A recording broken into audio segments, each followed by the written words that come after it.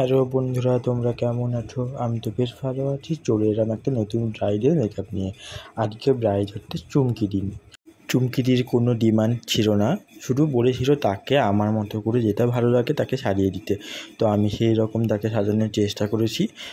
আর তাকে হচ্ছে হলদি আর রিসেপশানেও আমি মেকআপ করেছিলাম।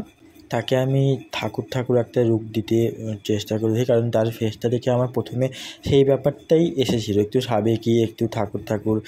তো তোমরাই দেখে জানিও আমি কতটা পেরেছি সেরকম করতে। তার তো খুব পছন্দ হয়েছিল মেকআপটা, এবং বিয়েবাড়িতে অনেকে আমাকে বলেছে খুব সুন্দর লাগতে, এবং কি পরেও আমাকে অনেকে বলেছে। এবার বলি চুমকিদির কথা।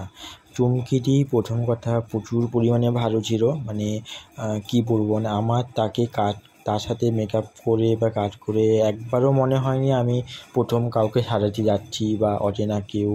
এত পরিমাণে ভালো সব দিক থেকে, মানে কোনো রকম কোনো অসুবিধা আমাদেরকে হতেও দেয়নি। মানে খুব ভালোভাবে আমরা কাজ করেছি সববারেই। তাকে হলদি মেকআপ বলো বা রিসেপশানে, বিয়েতে, সব কিছুতে খুব সুন্দরভাবে কাজ হয়েছে তার সাথে।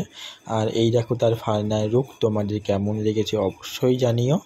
তাকে ঠাকুর ব্যাপারটা আনতে পেরেছি কি না তো জানিও তোমরা। আর ভিডিওটা যদি ভালো লেগে থাকে একটা লাইক করে দিও, তাহলে এরকম অনেক রকমের কাজ তোমরা আমার প্রোফাইলে দেখতে পেয়ে যাবে।